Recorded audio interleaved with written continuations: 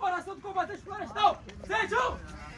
Senhor, voz que protegei os seres da floresta, voz que fazes crescer as plantas dos animais, façais o que aceitamos em nosso peito, a chama viva de ser o combatente florestal. Traga, Senhor, a perseverança para sobrepujarmos o nosso inimigo, vivacidade e astúcia para dominá-lo, garra e coragem para combatê-lo. Obrigado a Deus.